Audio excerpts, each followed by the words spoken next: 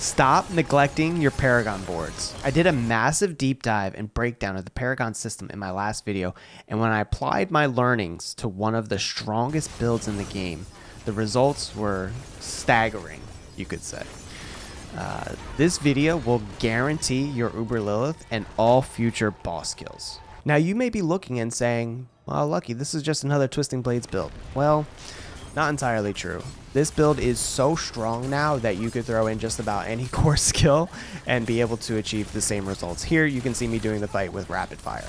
I've never seen a rapid fire or range build ever able to melt Lilith in one stagger, avoiding all mechanics like I have here. So this is both the strongest melee and range spec. I didn't even change my aspects. I'm still running Blade Dancers for a rapid fire build. So this could be optimized even more for rapid fire or whichever skill specifically you want to use for the fight. I was able to take my damage from 40 million all the way up to 130 million damage ticks on poison, a 325% increase from Paragon board alone. With the 5 new Uber bosses coming into the game, I'm going to give you a full breakdown on the build, as well as the skill rotation and the alternative Eternal spec. And remember, these new bosses are coming to Eternal as well. All right, the first phase is pretty easy. At this point, our damage is so high, we only need to land 1 or 2 Twisting Blades to basically melt her entire life pool. Notice we're not running a single elixir, but if you were going to run an elixir for the fight, you could use Lucky Hit or Crit or Attack Speed. Right when we hit our stagger, we want to apply our Shadow Imbue and look, just look at the damage. The Shadow Imbue increases our poison damage by 12%, so that's why we are running it. We're just running any skills that can increase our damage. Now, we can't use the concealment trick for phase 2, so we're going to lay as many traps as possible and spam our stutter step, our shadow step, so that when Lilith spawns, we fill up the stagger bar extremely quickly. Right before that stagger, we apply Shadow Imbue and then melt with the Poison Imbue here. Check the DPS. We are reaching 132 million damage ticks per second. At this point, the rest of the fight is easy.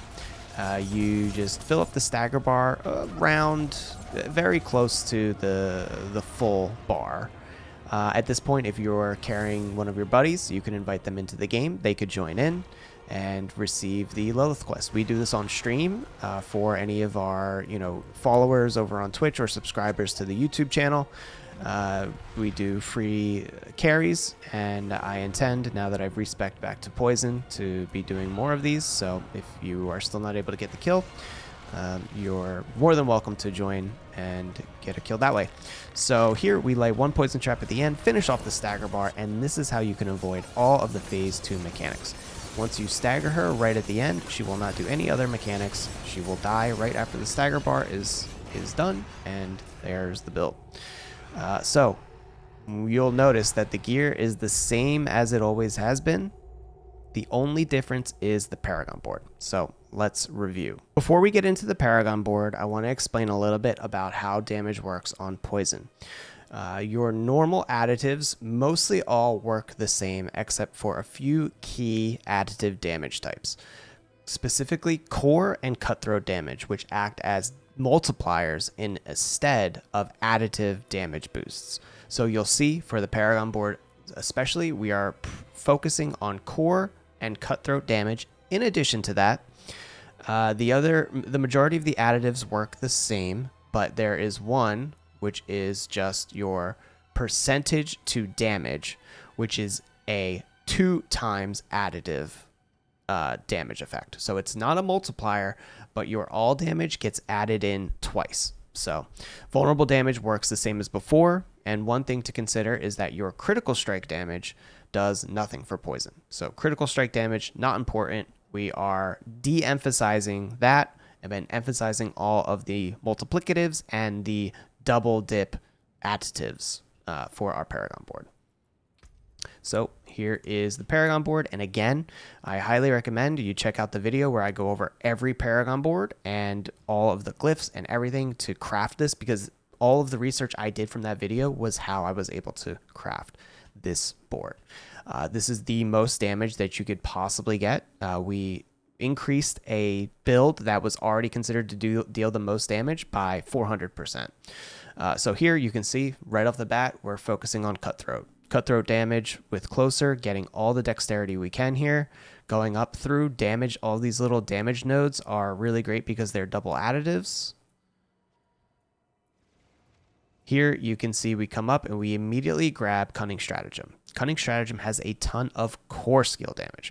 We just talked about how core skill damage is multiplicative for poison. So we're picking up the core skill damage here. We're picking up more here, and we're boosting these magic core skill nodes with versatility.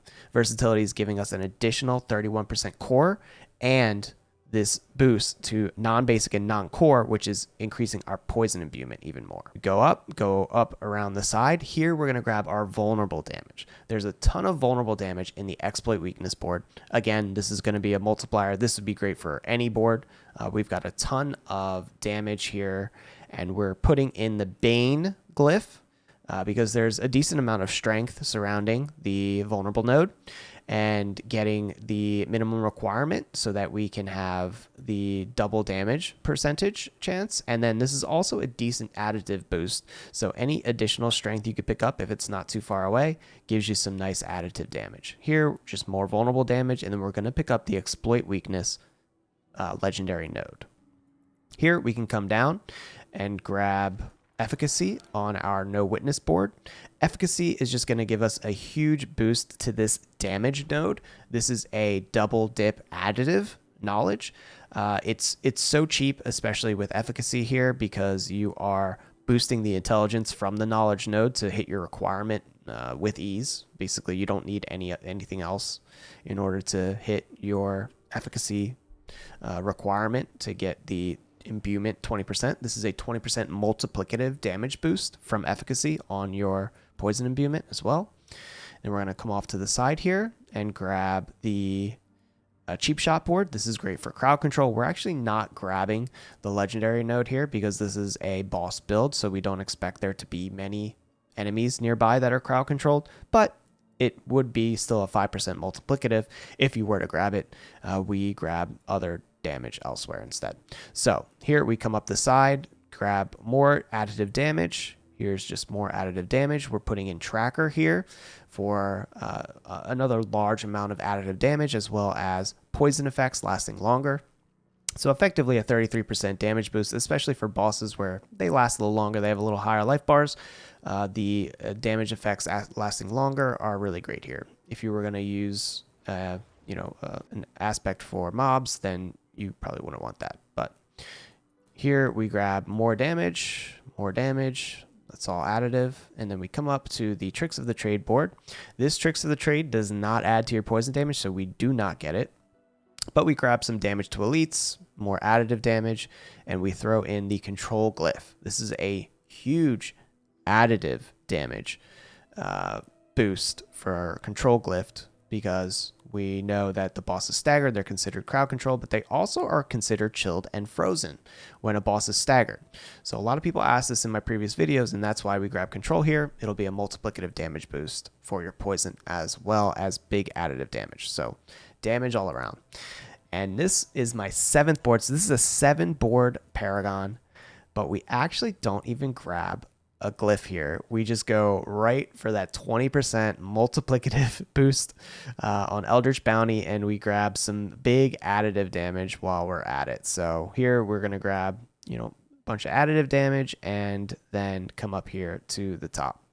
Actually, while I'm looking at this, I see a 5% non-physical damage, and I noticed that we left a 5% damage. So I'm going to update that in the planner, but there you go, another double additive damage boost there. So even stronger than before. And we'll review the skill tree just real quickly.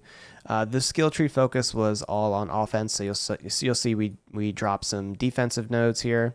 Here we grab concussive because when we have bosses staggered, they're being knocked down. So we're getting a huge boost to our critical strike chance for the first 3 seconds of the stagger phase.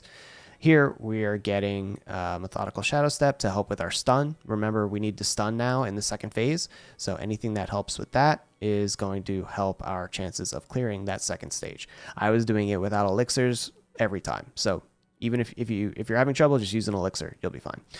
Shadow imbuement, we're getting mixed shadow imbuement here. This is to apply right before the stagger so that we can get a boost of 12% multiplicative to our poison. Of course, we're maxing out poison imbuement and grabbing blended poison imbue.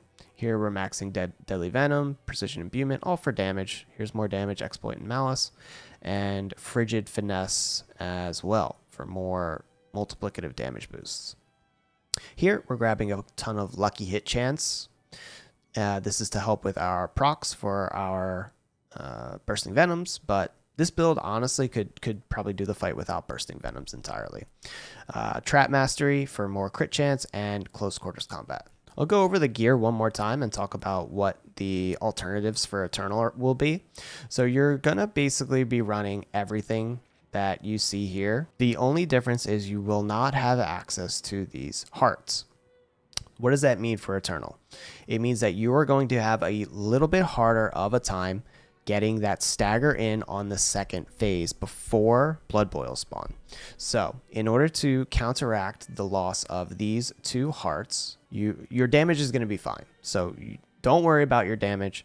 Your damage is fine because this build now, we were already able to do it on Eternal before, and this build now does 4 times the amount of damage essentially. So even with the loss of your malignant heart for creeping death, you will still be able to deal enough damage to out damage all of your stagger phases. The problem on Eternal will be not having access to these CC hearts, which are helping build your stagger bar on the second phase. So in order to counteract this, we're just going to drop some of our damage. So we can drop Noxious Ice and add in Exploiters on the chest. And we can, and of course, we're going to have Skulls here. So if you're having trouble still, so the Exploiters is going to add to our CC duration, which is going to increase all of our CC that we're applying by 20%, which will make up for the loss of CC in the jewelry. I encourage you all to try this with whatever core skill you want. A lot of people don't like twisting blades for whatever reason, and that's fine. But I've proven that you can do it on rapid fire. You don't need twisting blades. You take the build and absolutely run with it, have fun with it. And we're going to be looking towards all those boss kills in Season 2. I'll be racing for the first Uber boss kills in Season 2. And so we'll be implementing a lot of these same strategies for that. So I hope to see you guys out there and have fun with it. Thanks.